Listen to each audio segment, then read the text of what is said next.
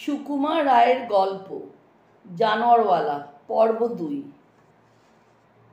আর একবার একটা পলাতক সিংহকে পটকা ছুঁড়ে ভয় দেখিয়ে খাঁচার মধ্যে ঢোকানো হয়েছিল। সুতরাং সিংহের যেমন একদিকে খুব সাহস, আরেকদিকে তেমনি ভয়ও আছে বলতে হবে।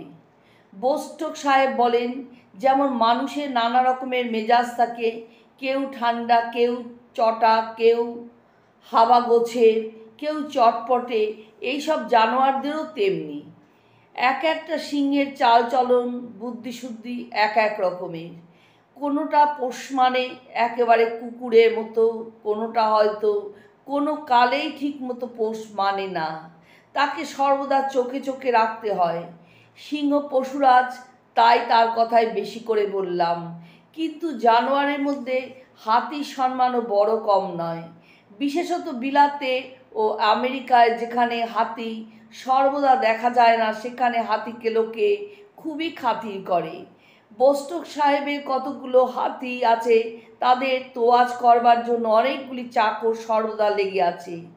আমাদের দেশে হাতিগুলো রোজ স্নান করবার সময় অনেকক্ষণ জলে কাদায় মাটিতে গড়াগড়ি করতে ভালোবাসে, তাতে নাকি তাদের গায়ের চামড়া খুব ভালো থাকে।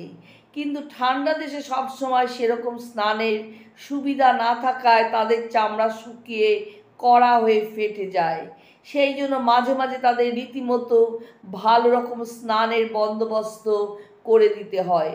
হাতির পক্ষে রীতিমতো স্নান কাকে বলে তার একটি নমুনা শোনো।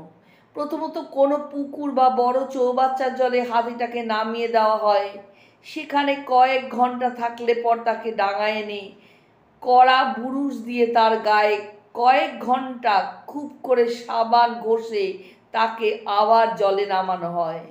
তারপর আবার সাবান ঘষা, আবার জলে নামানো, এই রকম ৩-৪ বার করা হয়। তাতে প্রায় ২-৪ দিন সময় লাগে, আর সাবান খরচ হয় প্রায় ২৫ সের। তারপর চামড়াটাকে আগাগোড়া একরকম ঝামা দিয়ে ঘষে কয়েকদিন ধরে তাতে বেশ করে তেল লাগানো হয়, এক পিপে জলপাইয়ের তেল। এতেও তার শখ মেটে না। এরপরেও তার নখগুলি একটি একটি উকা দিয়ে ঘষে পালিশ করে তাকে ফিটফাট করে দিতে হয়। এই রকম একটা হাতির পিছনে ১ সপ্তাহ ধরে ৫-৭টি লোক রীতিমতো পরিশ্রম করতে হয়। সৌভাগ্যের বিষয়, এরকম সাংঘাতিক স্নান সব সময় দরকার হয় না, বছরে ২-৪ বার করলেই যথেষ্ট। বোস্টক সাহেবের লোক পৃথিবীর চারদিকে জানোয়ারের সন্ধানে ঘুরে বেড়ায়। একবার একটা গরিলার ছানা বিলাতে আনা হয়েছিল। বোস্টক সাহেব অনেক দরদস্তুরের পর প্রায় ১৬,০০০ টাকায় সেটাকে কিনে নিয়েছিলেন। কিন্তু দুঃখের বিষয়, তাকে বেশি দিন বাঁচিয়ে রাখতে পারেননি। তার চাইতে শিম্পাঞ্জির খেলা দেখে তিনি অনেক বেশি নাম করেছেন।